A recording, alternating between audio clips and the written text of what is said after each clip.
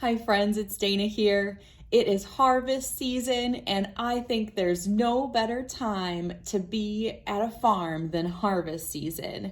And when I think of farms, I think of Otis.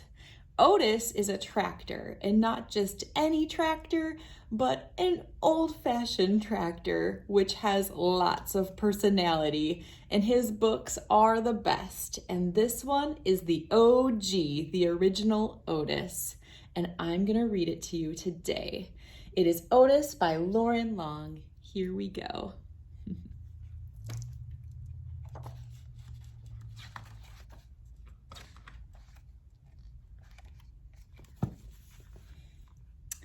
There once was a friendly little tractor.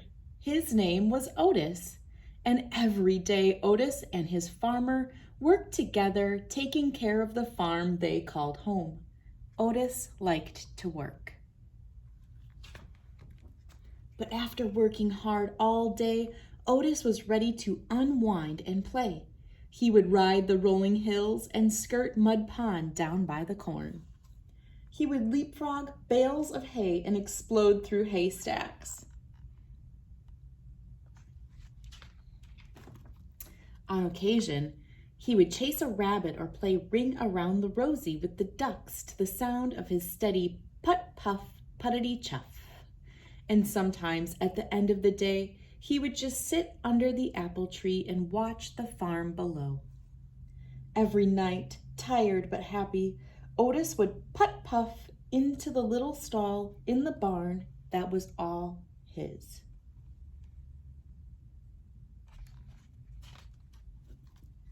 One night when Otis was fast asleep, the farmer brought a beautiful baby calf into the barn. The calf bawled and bawled for her mother, but when the sleepy sound of a soft putt-puff, puttity-chuff came from the next stall, the scared little calf stopped bawling and drifted off to sleep. From that day on, the calf started following the little tractor wherever he went. Putt-puff, puttity-chuff. She followed him over the rolling hills and down by Mud Pond. She was right behind him, leapfrogging bales of hay. And the calf made their games of Ring Around the Rosie all the better. Sometimes at the end of the day, the two of them would just sit together under the apple tree and watch the farm below. Otis loved his little calf, and the little calf loved Otis. Then one day, the farmer surprised everyone with a brand new yellow tractor. "Time to move out, Otis," the farmer said. He took Otis out of the little stall in the barn that was all his and parked him back behind the barn. Then he backed the big yellow tractor into the stall next to the little calf.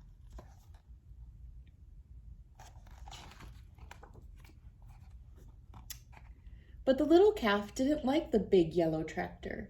He had a deep rumbling snore that shook the stall when he slept. There was no one to purr the little calf gently to sleep. No one to spend her days with. And Otis could not even see his farm as the weeds began to cover his tires. His friend often sat with him, but she could not get him to play like the old days. It was early summer when the farmer discovered a poster. "Who has the prettiest calf in the land? Judges will decide at the county fair and award a fancy blue ribbon to the winner." The farmer knew the answer.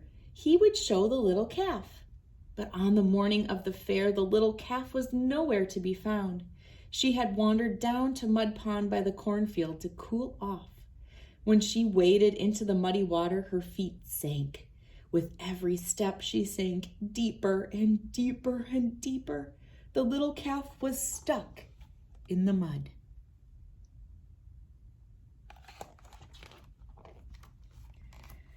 "Get the hands," the farmer shouted when he saw her.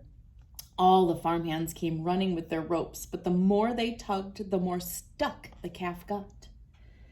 "Get the big yellow tractor," the farmer shouted. "He can save her." But the big tractor just scared the little calf. She sank in deeper and deeper. Nearby farmers began to gather.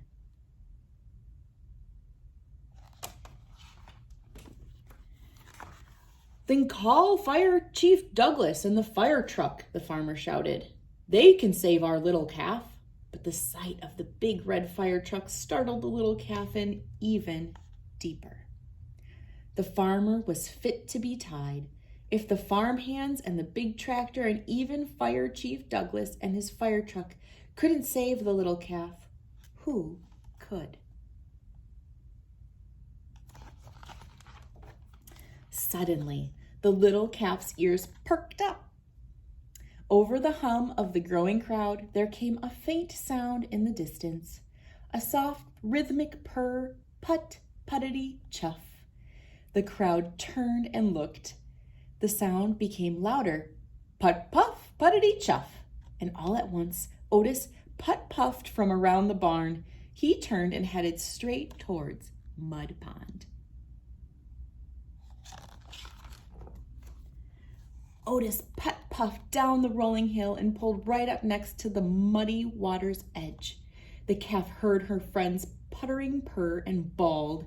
It was something like a hello. Then, to the sound of his gentle chuff and the amazement of all the people in the crowd, Otis slowly began to circle the pond. He circled, and the little calf turned and turned, never taking her eyes off her friend. With each ring Otis made around Mud Pond, the muddy grip loosened until the calf was able to stumble out of the pond on her own. The two friends had found each other again. Otis led the calf right down the dusty road toward the village, and everyone threw flowers as they went, following them into town. It looked like a happy parade. No one needed a fancy blue ribbon to tell them that the calf was a special calf. Otis was a special tractor, and the two of them were special friends. From that day on, the farmer discovered that with Otis's puttering purr beside the chicken coop, his chickens laid more eggs. At milking time, with Otis's gentle chuff nearby, his cows produced more milk. On occasion, Otis even got to join the farmer and the big yellow tractor out in the fields. But often, at the end of the day, Otis would just sit with his friend under the apple tree and watch the farm below. The end. What a lovely story. I just love Otis, and that calf is so special, and I love their special bond that they shared. Do you have a special friend just like Otis and the calf? I hope you do. Thank you so much for reading with me, friends. Bye.